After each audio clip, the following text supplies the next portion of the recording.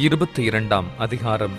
பின்னும் கர்த்தர் மோசேயை நோக்கி, இஸ்ரவேல் புத்திரர் எனக்கென்று நியமித்துச் செலுத்துகிற பரிசுத்த வஸ்துக்களை குறித்து ஆரோனும் அவன் குமாரரும் என் பரிசுத்த நாமத்தை பரிசுத்த குலைச்சலாக்காத படிக்க எச்சரிக்கையாயிருக்க வேண்டும் என்று அவர்களோடே சொல்.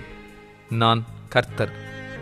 அன்றியும் நீ அவர்களை நோக்கி, உங்கள் தலைமுறைகளிலுள்ள சந்ததியாரில் எவனாகிலும் தான் தீட்டுப்பட்டிருக்கும் போது இஸ்ரவேல் புத்திரர் கர்த்தருக்கு நியமித்துச் செலுத்துகிற பரிசுத்தமானவைகள் அண்டையில் சேர்ந்தால் அந்த ஆத்துமா என் சந்ததியில் இராதபடிக்கு அறுப்புண்டு போவான் என்று சொல். நான் கர்த்தர். ஆரோனின் சந்ததியாரில் எவன் குஷ்டரோகியோ எவன் பிரமியமுள்ளவனோ அவன் சுத்தமாக மட்டும் பரிசுத்தமானவைகளில் புசிக்கலாகாது. பிணத்தினாலே தீட்டானவைகளில் எதையாகிலும் தொட்டவனும் இந்திரியங்கழிந்தவனும் தீட்டுப்படுத்துகிற யாதொரு ஊரும் பிராணியையாகிலும் தீட்டுள்ள மனிதனையாகிலும் தொட்டவனும் சாயங்காலம் மட்டும் தீட்டுப்பட்டிருப்பான். அவன் ஜலத்தில் ஸ்நானம் பண்ணும் வரைக்கும் பரிசுத்தமானவைகளில் புசிக்கலாகாது. சூரியன் அஸ்தமித்த பின்பு சுத்தமாயிருப்பான். அதன் பின்பு அவன் பரிசுத்தமானவைகளில் புசிக்கலாம். அது அவனுடைய ஆகாரம். தானாய் செத்ததையும் பீருண்டதையும் அவன் புசிக்கிறதினாலே தன்னை தீட்டுப்படுத்தலாகாது. நான் கர்த்தர். ஆகையால் பரிசுத்தமானதை அவர்கள் பரிசுத்த குலைச்சலாக்குகிறதினாலே பாவம் சுமந்து அதிநிமித்தம் சாகாத படிக்க என் கட்டளையை காக்க கடவர்கள். நான் அவர்களை பரிசுத்தமாக்குகிற கர்த்தர். அந்நியன் ஒருவனும் பரிசுத்தமானவைகளில் புசிக்கலாகாது. ஆசாரியன் வீட்டில் தங்கியிருக்கிறவனும் கூலி வேலை செய்கிறவனும் பரிசுத்தமானதில் புசிக்கலாகாது. ஆசாரியனால் பணத்துக்கு கொள்ளப்பட்டவனும் அவன் வீட்டிலே பிறந்தவனும் அவனுடைய ஆகாரத்தில் புசிக்கலாம்.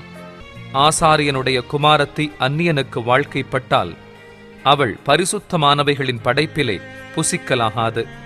விதவையாய்ப்போன அல்லது தள்ளப்பட்டவளான ஆசாரியனுடைய குமாரத்தி பிள்ளையில்லாதிருந்து தன் தகப்பன் வீட்டில் தன்னுடைய இளவயதில் இருந்தது போல் திரும்ப வந்து இருந்தாளேயாகில் அவள் தன் தகப்பன் ஆகாரத்தில் புசிக்கலாம்.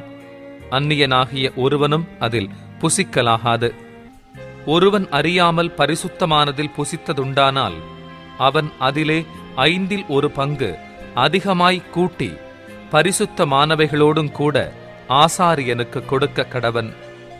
அவர்கள் கர்த்தருக்கு படைக்கிற இஸ்ரவேல் புத்திரருடைய பரிசுத்தமானவைகளை பரிசுத்த குலைச்சலாக்காமலும் அவைகளை புசிக்கிறதினால் அவர்கள் மேல் குற்றமான அக்கிரமத்தை சுமரப் பண்ணாமலும் இருப்பார்களாக. நான் அவர்களை பரிசுத்தமாக்குகிற கர்த்தர் என்று சொல் என்றார்.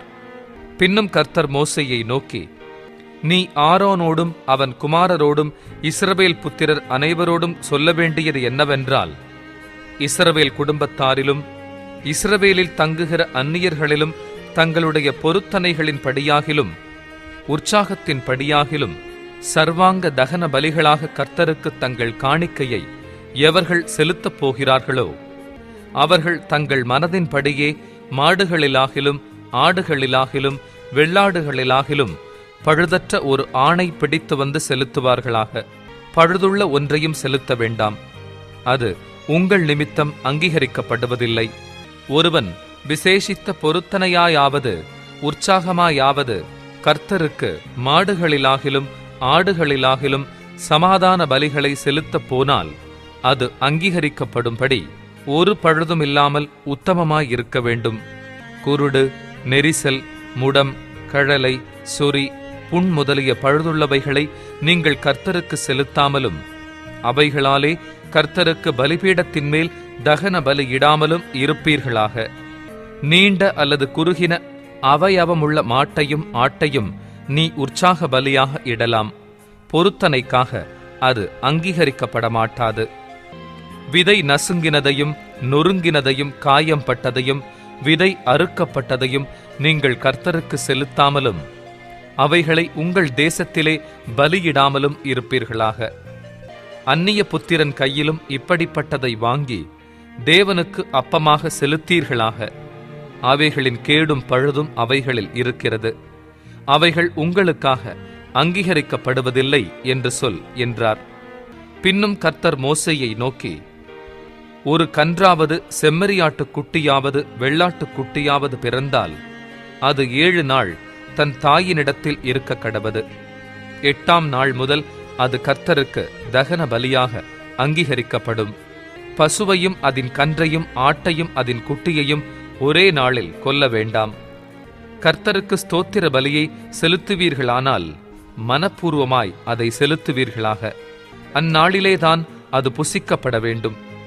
விடியற்காலம் மட்டும் நீங்கள் அதில் ஒன்றும் மீதியாக வைக்க வேண்டாம். நான் கர்த்தர். நீங்கள் என் கட்டளைகளை கைக்கொண்டு அவைகளின்படி செய்யக் கடவீர்கள்.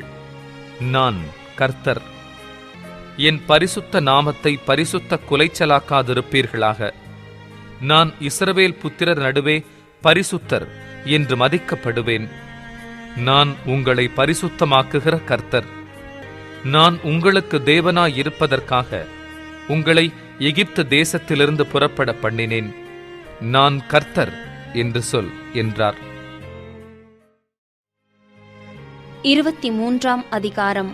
பின்னும் கர்த்தர் மோசேயை நோக்கி, நீ இஸ்ரவேல் புத்திரரோடே சொல்ல வேண்டியது என்னவென்றால், சபை கூடி வந்து பரிசுத்த நாட்களாக ஆசரிக்கும்படி நீங்கள் கூற வேண்டிய கர்த்தருடைய பண்டிகை நாட்களாவன 6 நாளும் வேலை செய்ய வேண்டும். 7ஆம் நாள் பரிசுத்த சபை கூடுதலான ஓய்வு நாள். அதில் ஒரு வேலையும் செய்ய வேண்டாம். அது உங்கள் வாசஸ்தலங்களிலெல்லாம் கர்த்தருக்கென்று ஓய்ந்திருக்கும் நாளாயிருப்பதாக. சபை கூடி வந்து பரிசுத்தமாய் ஆசரிக்கும்படி நீங்கள் குறித்த காலத்தில் கூற வேண்டிய கர்த்தரின் பண்டிகைகளாவன, 1ஆம் மாதம் 14ஆம் தேதி அந்தி நேரமாகிற வேளையிலே கர்த்தரின் பஸ்கா பண்டிகையும், அந்த மாதம் 15ஆம் தேதியிலே கர்த்தருக்கு புளிப்பில்லா அப்ப பண்டிகையுமாயிருக்கும். 7 நாள் புளிப்பில்லா அப்பங்களை புசிக்க வேண்டும். 1ஆம் நாள் உங்களுக்கு பரிசுத்தமான சபை கூடுதல். அதிலே சாதாரணமான யாதொரு வேலையும் செய்ய வேண்டாம். 7 நாளும் கர்த்தருக்கு தகன பலியிட வேண்டும். 7ஆம் நாள் பரிசுத்தமான சபை கூடுதல். அதில் சாதாரணமான யாதொரு வேலையும் செய்யலாகாது என்று சொல் என்றார். பின்னும் கர்த்தர் மோசேயை நோக்கி, நீ இஸ்ரவேல் புத்திரரோடே சொல்ல வேண்டியது என்னவென்றால், நான் உங்களுக்கு கொடுக்கும் தேசத்தில் நீங்கள் போய்ச் சேர்ந்து அதன் வெள்ளாண்மையை அறுக்கும்போது உங்கள் அறுப்பின் முதற்பலனாகிய ஒரு கதிர்க்கட்டை ஆசாரியனிடத்தில் கொண்டு வர கடவீர்கள். உங்களுக்காக அது அங்கீகரிக்கப்படும்படி ஆசாரியன் அந்த கதிர்க்கட்டை ஓய்வு நாளுக்கு மறுநாளில் கர்த்தருடைய சந்நிதியில் அசைவாட்ட வேண்டும். நீங்கள் அந்த கதிர்க்கட்டை அசைவாட்டும் நாளில் கர்த்தருக்கு சர்வாங்க தகன பலியாக 1 வயதான பழுதற்ற ஒரு ஆட்டுக்குட்டியையும், கர்த்தருக்கு சுகந்த வாசனையான தகன பலியாக ஒரு மரக்காலிலே 10 பங்கானதும் எண்ணெயிலே பிசைந்ததுமான மெல்லிய மாவாகிய போஜன பலியையும், திராட்சப்பழ ரசத்திலே கார்படியாகிய பான பலியையும் செலுத்தக் கடவீர்கள். உங்கள் தேவனுக்கு காணிக்கையை நீங்கள் கொண்டு வரும் அந்நாள் மட்டும் அப்பமும் வாட்டிய கதிரும் பச்சை கதிரும் புசியீர்களாக. இது உங்கள் வாசஸ்தலங்களிலெல்லாம் உங்கள் தலைமுறைதோறும் செல்ல வேண்டிய நித்திய கட்டளை. நீங்கள் அசைவாட்டும் கதிர்க்கட்டை கொண்டு வரும் ஓய்வு நாளுக்கு மறுநாள் முதற்கொண்டு எண்ணத் துவக்கி 7 வாரங்கள் நிறைவேறின பின்பு 7ஆம் ஓய்வு நாளுக்கு மறுநாளாகிய 50ஆம் நாள் மட்டும் எண்ணி கர்த்தருக்கு புதிய போஜன பலியை செலுத்தக் கடவீர்கள். நீங்கள் ஒரு மரக்காலிலே 10 பங்காகிய மெல்லிய மாவிலே புளிப்பாக பாகம் பண்ணப்பட்ட அசைவாட்டும் காணிக்கையாயிருக்கிற 2 அப்பங்களை உங்கள் வாசஸ்தலங்களிலிருந்து கர்த்தருக்கென்று முதற்பலனாக கொண்டு வந்து, அப்பத்தோடே கூட கர்த்தருக்கு சர்வாங்க தகன பலியாக 1 வயதான பழுதற்ற 7 ஆட்டுக்குட்டிகளையும், 1 காளையையும், 2 ஆட்டுக்கடாக்களையும் கர்த்தருக்கு சுகந்த வாசனையான தகன பலியாக அவைகளுக்கு அடுத்த போஜன பலியையும் பான பலிகளையும் செலுத்தி, வெள்ளாடுகளில் 1 கடாவை பாவ நிவாரண பலியாகவும் 1 வயதான 2 ஆட்டுக்குட்டிகளை சமாதான பலியாகவும் இடக்கடவீர்கள். அவைகளை ஆசாரியன் முதற்பலனாகிய அப்பத்தோடும் 2 ஆட்டுக்குட்டிகளோடும் கூட கர்த்தருடைய சந்நிதியில் அசைவாட்டும் பலியாக அசைவாட்டக் கடவன். கர்த்தருக்கு பரிசுத்தமாகிய அவைகள் ஆசாரியனுடையவைகளாகும். அந்த நாள் உங்களுக்கு சபை கூடும் பரிசுத்த நாள் என்று கூற வேண்டும். அதிலே சாதாரணமான யாதொரு வேலையும் செய்யலாகாது. இது உங்கள் வாசஸ்தலங்களிலெல்லாம் உங்கள் தலைமுறைதோறும் செல்ல வேண்டிய நித்திய கட்டளை. உங்கள் தேசத்தின் வெள்ளாண்மையை நீங்கள் அறுக்கையில் வயலின் ஓரத்தில் இருக்கிறதை முற்றிலும் அறுக்காமலும் சிந்தி கிடக்கிற கதிர்களை பொறுக்காமலும் எளியவனுக்கும் பரதேசிக்கும் அவைகளை விட்டுவிட வேண்டும். நான் உங்கள் தேவனாகிய கர்த்தர் என்று சொல் என்றார். பின்னும் கர்த்தர் மோசேயை நோக்கி, நீ இஸ்ரவேல் புத்திரரோடே சொல்ல வேண்டியது என்னவென்றால், உங்களுக்கு 7ஆம் மாதம் 1ஆம் தேதி எக்காள சத்தத்தால் ஞாபகக்குறியாக கொண்டாடுகிற பண்டிகை என்கிற சபை கூடும் பரிசுத்த ஓய்வு நாளாய் இருப்பதாக. அதிலே சாதாரணமான யாதொரு வேலையும் செய்யாமல் கர்த்தருக்கு தகனபலி செலுத்த வேண்டும் என்று சொல் என்றார். பின்னும் கர்த்தர் மோசேயை நோக்கி, அந்த 7ஆம் மாதம் 10ஆம் தேதி உங்களுக்கு பாவ நிவிர்த்தி செய்யும் நாளும் சபை கூடும் பரிசுத்த நாளுமாயிருப்பதாக. அப்பொழுது நீங்கள் உங்கள் ஆத்துமாக்களை தாழ்மைப்படுத்தி கர்த்தருக்கு தகனபலி செலுத்தக் கடவீர்கள். அந்த நாள் உங்கள் தேவனாகிய கர்த்தருடைய சந்நிதியில் உங்களுக்காக பாவ நிவிர்த்தி செய்யப்படும் பாவ நிவாரண நாளாயிருக்கிறபடியால் அதிலே யாதொரு வேலையும் செய்ய வேண்டாம். அந்நாளிலே தன்னை தாழ்மைப்படுத்தாத எந்த ஆத்துமாவும் தன் ஜனத்தில் இராதபடிக்கு அறுப்புண்டு போவான். அந்நாளிலே ஒரு ஆத்துமா யாதொரு வேலையைச் செய்தால் அந்த ஆத்துமாவை அவன் ஜனத்தின் நடுவிலே வைக்காமல் அழிப்பேன். அதில் நீங்கள் எந்த வேலையும் செய்யாதிருப்பது உங்கள் வாசஸ்தலங்களிலெல்லாம் உங்கள் தலைமுறைதோறும் செல்ல வேண்டிய நித்திய கட்டளை. அது உங்களுக்கு விசேஷித்த ஓய்வு நாள். அதில் உங்கள் ஆத்துமாக்களை தாழ்மைப்படுத்த வேண்டும்.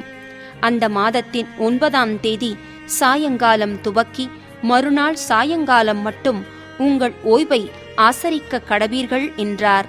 பின்னும் கர்த்தர் மோசேயை நோக்கி, நீ இஸ்ரவேல் புத்திரரோடே சொல்ல வேண்டியது என்னவென்றால், அந்த 7ஆம் மாதம் 15ஆம் தேதி முதல் 7 நாளளவும் கர்த்தருக்கு ஆசரிக்கும் கூடார பண்டிகையாயிருப்பதாக. 1ஆம் நாள் சபை கூடும் பரிசுத்த நாள். அதிலே சாதாரணமான யாதொரு வேலையும் செய்யலாகாது. 7 நாளும் கர்த்தருக்கு தகனபலி செலுத்தக் கடவீர்கள். 8ஆம் நாள் உங்களுக்கு சபை கூடும் பரிசுத்த நாள். அதிலே கர்த்தருக்கு தகனபலி செலுத்தக் கடவீர்கள். அது ஆசரிக்கப்படும் நாள். அதிலே சாதாரணமான யாதொரு வேலையும் செய்ய வேண்டாம். நீங்கள் கர்த்தருடைய ஓய்வு நாட்களில் செலுத்துவதும் தவிர, நீங்கள் கர்த்தருக்கு படைக்கிற உங்கள் எல்லா காணிக்கைகளும் பொருத்தனைகளும் உற்சாக பலிகளும் தவிர, நீங்கள் அந்தந்த நாளுக்கு தக்கதாய் கர்த்தருக்கு சர்வாங்க தகனபலி, போஜனபலி, இரத்தபலி, பானபலி முதலானவைகளைச் செலுத்தும்படி சபை கூடி வந்து பரிசுத்தமாய் ஆசரிப்பதற்காக நீங்கள் கூற வேண்டிய கர்த்தருடைய பண்டிகைகள் இவைகளே. நிலத்தின் பலனை நீங்கள் சேர்த்து வைக்கும் 7ஆம் மாதம் 15ஆம் தேதி முதல் கர்த்தருக்கு பண்டிகையை 7 நாள் ஆசரிக்க கடவீர்கள். 1ஆம் நாளிலும் ஓய்வு, 8ஆம் நாளிலும் ஓய்வு. 1 நாளிலே அலங்காரமான விருட்சங்களின் கனிகளையும் பேரீச்சின் ஓலைகளையும் தழைத்திருக்கிற விருட்சங்களின் கிளைகளையும் ஆற்றலரிகளையும் கொண்டு வந்து உங்கள் தேவனாகிய கர்த்தருடைய சந்நிதியில் 7 நாளும் மகிழ்ச்சியாயிருங்கள். வருஷந்தோறும் 7 நாள் கர்த்தருக்கு இந்த பண்டிகையை ஆசரிக்க கடவீர்கள். இது உங்கள் தலைமுறைதோறும் செல்ல வேண்டிய நித்திய கட்டளை. 7ஆம் மாதத்தில் அதை ஆசரிக்க வேண்டும். நான் இஸ்ரவேல் புத்திரரை எகிப்து தேசத்திலிருந்து புறப்பட பண்ணினபோது அவர்களை கூடாரங்களில் குடியிருக்க பண்ணினதை உங்கள் சந்ததியார் அறியும்படிக்கு 7 நாள் கூடாரங்களில் குடியிருக்க கடவீர்கள். இஸ்ரவேலில் பிறந்தவர்கள் எல்லாரும் கூடாரங்களில் வாசம் பண்ண வேண்டும். நான் உங்கள் தேவனாகிய கர்த்தர் என்று சொல் என்றார். அப்படியே மோசே கர்த்தருடைய பண்டிகைகளை இஸ்ரவேல் புத்திரருக்கு தெரிவித்தான். 24ஆம் அதிகாரம். பின்னும் கர்த்தர் மோசேயை நோக்கி, குத்துவிளக்கு எப்பொழுதும் எரிந்து கொண்டிருக்கும்படி அதற்காக இடித்து பிழிந்த தெளிவான ஒலிவ எண்ணெயை இஸ்ரவேல் புத்திரர் உன்னிடத்தில் கொண்டு வரும்படி அவர்களுக்கு கட்டளையிடு. ஆசரிப்பு கூடாரத்தில் சாட்சி சந்நிதியின் திரைக்கு வெளிப்புறமாக ஆரோன் அதை எப்பொழுதும் சாயங்காலம் தொடங்கி விடியற்காலம் மட்டும் கர்த்தருடைய சந்நிதியில் எரியும்படி ஏற்ற கடவன். இது உங்கள் தலைமுறை தோறும் செல்ல வேண்டிய நித்திய கட்டளை. அவன் எப்பொழுதும் கர்த்தருடைய சந்நிதியில் பரிசுத்தமான குத்துவிளக்கின் மேல் இருக்கிற விளக்குகளை எரிய வைக்க கடவன். அன்றியும் நீ மெல்லிய மாவை எடுத்து அதை 12 அப்பங்களாகச் சுடுவாயாக. ஒவ்வொரு அப்பம் மரக்காலிலே 10 பங்கு மாவினால் செய்யப்பட வேண்டும். அவைகளை நீ கர்த்தருடைய சந்நிதியில் பரிசுத்தமான மேஜையின் மேல் 2 அடுக்காக ஒவ்வொரு அடுக்கில் அவ்வாறு அப்பம் இருக்கும்படியாக வைத்து ஒவ்வொரு அடுக்கினிடத்தில் சுத்தமான தூபவர்க்கம் போடக் கடவாய். அது அப்பத்தோடிருந்து ஞாபக குறியாக கர்த்தருக்கேற்ற தகன பலியாயிருக்கும். அப்பத்தை நித்திய உடன்படிக்கையாக இஸ்ரவேல் புத்திரர் கையிலே வாங்கி ஓய்வு நாள் தோறும் கர்த்தருடைய சந்நிதியில் அடுக்கி வைக்க கடவன். அது ஆரோனையும் அவன் குமாரரையும் சேரும். அதை பரிசுத்த இடத்திலே புசிக்க கடவர்கள். நித்திய கட்டளையாக கர்த்தருக்கு இடப்படும் தகன பலிகளில் அது அவனுக்கு மகா பரிசுத்தமாயிருக்கும் என்றார். அக்காலத்திலே இஸ்ரவேல் ஜாதியான ஸ்திரீக்கும் எகிப்திய புருஷனுக்கும் பிறந்த புத்திரனாகிய ஒருவன் இஸ்ரவேல் புத்திரரோடே கூட புறப்பட்டு வந்திருந்தான். இவனும் இஸ்ரவேலனாகிய ஒரு மனிதனும் பாளையத்திலே சண்டை பண்ணினார்கள். அப்பொழுது இஸ்ரவேல் ஜாதியான அந்த ஸ்திரீயின் மகன் கர்த்தரின் நாமத்தை நிந்தித்து தூஷித்தான். அவனை மோசேயினிடத்தில் கொண்டு வந்தார்கள். அவன் தாயின் பேர் செலோமித். அவள் தான் கோத்திரத்தானாகிய திப்ரியின் குமாரத்தி. கர்த்தரின் வாக்கினாலே தங்களுக்கு உத்தரவு வருமட்டும் அவனை காவல் படுத்தினார்கள். அப்பொழுது கர்த்தர் மோசேயை நோக்கி, தூஷித்தவனை பாளையத்துக்கு புறம்பே கொண்டு போ. கேட்டவர்கள் எல்லாரும் தங்கள் கைகளை அவன் தலையின் மேல் வைப்பார்களாக. பின்பு சபையார் எல்லாரும் அவனை கல்லெறிய கடவர்கள். மேலும் நீ இஸ்ரவேல் புத்திரரை நோக்கி, எவனாகிலும் தன் தேவனை தூஷித்தால் அவன் தன் பாவத்தை சுமப்பான். கர்த்தருடைய நாமத்தை நிந்திக்கிறவன் கொலை செய்யப்பட வேண்டும். சபையார் எல்லாரும் அவனை கல்லெறிய வேண்டும். பரதேசியானாலும் சுதேசியானாலும் கர்த்தரின் நாமத்தை தூஷிக்கிறவன் கொலை செய்யப்பட வேண்டும். ஒரு மனிதனை கொல்லுகிறவன் எவனோ அவன் கொலை செய்யப்பட வேண்டும். மிருகத்தை கொன்றவன் மிருகத்துக்கு மிருகம் கொடுக்க கடவன். ஒருவன் பிறனை ஊனப்படுத்தினால் அவன் செய்தபடியே அவனுக்கும் செய்யப்பட கடவது. நொறுக்குதலுக்கு நொறுக்குதல், கண்ணுக்கு கண், பல்லுக்கு பல். அவன் ஒரு மனிதனை ஊனப்படுத்தினது போல அவனும் ஊனப்படுத்தப்பட வேண்டும். மிருகத்தை கொன்றவன் பதில் கொடுக்க வேண்டும். மனிதனை கொன்றவனோ கொலை செய்யப்பட கடவன். உங்களில் பரதேசிக்கும் சுதேசிக்கும் ஒரே நியாயம் இருக்க வேண்டும். நான் உங்கள் தேவனாகிய கர்த்தர் என்று சொல் என்றார். அப்படியே தூஷித்தவனை பாளையத்துக்கு புறம்பே கொண்டு போய் அவனை கல்லெறியும்படி மோசே இஸ்ரவேல் புத்திரரோடே சொன்னான். கர்த்தர் மோசேக்கு கட்டளையிட்டபடியே செய்தார்கள். 25ஆம் அதிகாரம்.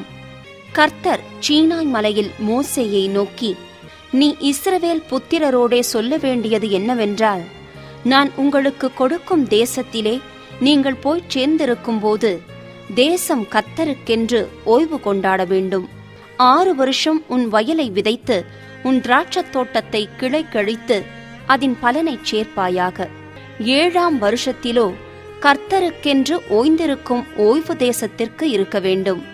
அதில் உன் வயலை விதைக்காமலும் உன் திராட்சத் தோட்டத்தை கிளை கடிக்காமலும் தானாய் விளைந்து பயிரானதை அறுக்காமலும் கிளை கழிக்காதே விட்ட திராட்சச் செடியின் பழங்களைச் சேர்க்காமலும் இருப்பாயாக. தேசத்துக்கு அது ஓய்வு வருஷமாயிருக்க கடவது. தேசத்தின் ஓய்விலே பயிராகிறது உங்களுக்கு ஆகாரமாயிருப்பதாக. உன் வேலைக்காரனுக்கும் உன் வேலைக்காரிக்கும் உன் கூலிக்காரனுக்கும் உன்னிடத்தில் தங்குகிற அந்நியனுக்கும் உன் நாட்டு மிருகத்துக்கும் உன் தேசத்தில் இருக்கிற காட்டு மிருகத்துக்கும் அதில் விளைந்திருப்பதெல்லாம் ஆகாரமாயிருப்பதாக. அன்றியும் 7 ஓய்வு வருஷங்களுள்ள 7 வருஷங்களை எண்ணுவாயாக. அந்த 7 ஓய்வு வருஷங்களும் 49 வருஷமாகும். அப்பொழுதும் 7ஆம் மாதம் 10ஆம் தேதியில் எக்காளச் சத்தம் தொனிக்கும்படி செய்ய வேண்டும். பாவ நிவாரண நாளில் உங்கள் தேசமெங்கும் எக்காளச் சத்தம் தொனிக்கும்படி செய்ய வேண்டும். 50ஆம் வருஷத்தை பரிசுத்தமாக்கி தேசமெங்கும் அதன் குடிகளுக்கெல்லாம் விடுதலை கூறக் கடவீர்கள். அது உங்களுக்கு யூபிலி வருஷம். அதிலே உங்களில் ஒவ்வொருவனும் தன் தன் காணியாட்சிக்கும் தன் தன் குடும்பத்துக்கும் திரும்பி போக கடவன். அந்த 50ஆம் வருஷம் உங்களுக்கு யூபிலி வருஷமாயிருப்பதாக. அதிலே விதைக்காமலும் தானாய் விளைந்து பயிரானதை அறுக்காமலும் கிளை கழிக்காமல் விடப்பட்ட திராட்சச் செடியின் பழங்களைச் சேர்க்காமலும் இருப்பீர்களாக. அது யூபிலி வருஷம். அது உங்களுக்கு பரிசுத்தமாயிருக்க வேண்டும். அந்த வருஷத்தில் வயல்வெளியில் விளைந்தவைகளை நீங்கள் புசிக்க வேண்டும். அந்த யூபிலி வருஷத்தில் உங்களில் அவனவன் தன் தன் காணியாட்சிக்கு திரும்பி போக கடவன். ஆகையால் பிறனுக்கு எதையாவது விற்றாலும் அவனிடத்தில் எதையாவது கொண்டாலும் ஒருவருக்கொருவர் அநியாயம் செய்யக்கூடாது. யூபிலி வருஷத்துக்கு பின்வரும் வருஷங்களின் தொகைக்கேற்ப பிறனிடத்தில் கொள்ளுவாயாக. பலனுள்ள வருஷங்களின் தொகைக்கேற்க அவன் உனக்கு விற்பானாக. பலனுள்ள வருஷங்களின் இலக்கத்தை பார்த்து அவன் உனக்கு விற்கிறபடியால் வருஷங்களின் தொகை ஏறினால் விலை ஏறவும் வருஷங்களின் தொகை குறைந்தால் விலை குறையவும் வேண்டும். உங்களில் ஒருவனும் பிறனுக்கு அநியாயம் செய்யக்கூடாது. உன் தேவனுக்கு பயப்பட வேண்டும். நான் உங்கள் தேவனாகிய கர்த்தர். என் கட்டளைகளின்படி செய்து என் நியாயங்களை கைக்கொண்டு அவைகளின்படி நடக்கக் கடவீர்கள். அப்பொழுது தேசத்திலே சுகமாய் குடியிருப்பீர்கள். பூமி தன் கனியை தரும். நீங்கள் திருப்தியாக சாப்பிட்டு அதில் சுகமாய் குடியிருப்பீர்கள். 7ஆம் வருஷத்தில் எதை புசிப்போம்? நாங்கள் விதைக்காமலும் விளைந்ததைச் சேர்க்காமலும் இருக்க வேண்டுமே என்று சொல்வீர்களானால், நான் 6ஆம் வருஷத்தில் உங்களுக்கு ஆசீர்வாதத்தை அனுக்கிரகம் பண்ணுவேன். அது உங்களுக்கு 3 வருஷத்தின் பலனை தரும். நீங்கள் 8ஆம் வருஷத்திலே விதைத்து 9ஆம் வருஷம் மட்டும் பழைய பலனிலே சாப்பிடுவீர்கள். அதன் பலன் விளையும் வரைக்கும் பழைய பலனை சாப்பிடுவீர்கள். தேசம் என்னுடையதாய் இருக்கிறபடியால் நீங்கள் நிலங்களை அறுதியாய் விற்க வேண்டாம். நீங்கள் பரதேசிகளும் என்னிடத்தில் அந்நியருமாயிருக்கிறீர்கள். உங்கள் காணியாட்சியான தேசமெங்கும் நிலங்களை மீட்டுக்கொள்ள இடம் கொடுக்க கடவீர்கள். உங்கள் சகோதரன் தரித்திரப்பட்டு தன் காணியாட்சியிலே சிலதை விற்றால் அவன் இனத்தான் ஒருவன் வந்து தன் சகோதரன் விற்றதை மீட்கக் கடவன். அதை மீட்க ஒருவனும் இல்லாமல் தானே அதை மீட்கத்தக்கவனானால் அதை விற்றபின் சென்ற வருஷங்களின் தொகையை தள்ளி மீந்த தொகையை ஏற்றி கொண்டவனுக்கு கொடுத்து அவன் தன் காணியாட்சிக்கு திரும்பி போக கடவன். அப்படி கொடுப்பதற்கான நிர்வாகம் அவனுக்கு இல்லாவிட்டால் அவன் விற்றது வாங்கினவன் கையிலே யூபிலி வருஷம் மட்டும் இருந்து யூபிலி வருஷத்திலே அது விடுதலையாகும். அப்பொழுது அவன் தன் காணியாட்சிக்கு திரும்ப போவான். ஒருவன் மதில் சூழ்ந்த பட்டணத்தில் உள்ள தன் வாசஸ்தலமாகிய வீட்டை விற்றால் அதை விற்ற 1 வருஷத்துக்குள் அதை மீட்டுக் கொள்ளலாம். 1 வருஷத்துக்குள்ளாகவே அதை மீட்டுக் கொள்ள வேண்டும். 1 வருஷத்துக்குள்ளே அதை மீட்டுக் கொள்ளாதிருந்தால் மதில் சூழ்ந்த பட்டணத்திலுள்ள அந்த வீடு தலைமுறைதோறும் அதை வாங்கினவனுக்கே உரியதாகும். யூபிலி வருஷத்திலும் அது விடுதலையாகாது. மதில் சூழப்படாத கிராமங்களில் உள்ள வீடுகளோ தேசத்தின் நிலங்கள் போலவே எண்ணப்படும். அவைகள் மீட்கப்படலாம். யூபிலி வருஷத்தில் அவைகள் விடுதலையாகும். லேவியரின் காணியாட்சியாகிய பட்டணங்களில் உள்ள வீடுகளையோ லேவியர் எக்காலத்திலும் மீட்டுக் கொள்ளலாம். இஸ்ரவேல் புத்திரருக்குள்ளே லேவியருடைய பட்டணங்களில் உள்ள வீடுகள் அவர்களுக்குரிய காணியாட்சியானபடியால் லேவியரிடத்தில் அவனுடைய காணியாட்சி பட்டணத்தில் உள்ள வீட்டை ஒருவன் வாங்கினால் விற்கப்பட்ட அந்த வீடு யூபிலி வருஷத்தில் விடுதலையாகும். அவர்கள் பட்டணங்களைச் சூழ்ந்த வெளிநிலம் விற்கப்படலாகாது. அது அவர்களுக்கு நித்திய காணியாட்சியாயிருக்கும். உன் சகோதரன் தரித்திரப்பட்டு கையிழைத்து போனவனானால் அவனை ஆதரிக்க வேண்டும். பரதேசியைப் போலும் தங்க வந்தவனைப் போலும் அவன் உன்னோடே பிழைப்பானாக. நீ அவன் கையில் வட்டியாவது பொலிசையாவது வாங்காமல் உன் தேவனுக்கு பயந்து உன் சகோதரன் உன்னோடே பிழைக்கும்படி செய்வாயாக. அவனுக்கு உன் பணத்தை வட்டிக்கும் உன் தானியத்தை பொலிசைக்கும் கொடாயாக. உங்களுக்கு கானான் தேசத்தை கொடுத்து உங்களுக்கு தேவனாயிருக்கும்படி உங்களை எகிப்து தேசத்திலிருந்து புறப்பட பண்ணின உங்கள் தேவனாகிய கர்த்தர் நானே.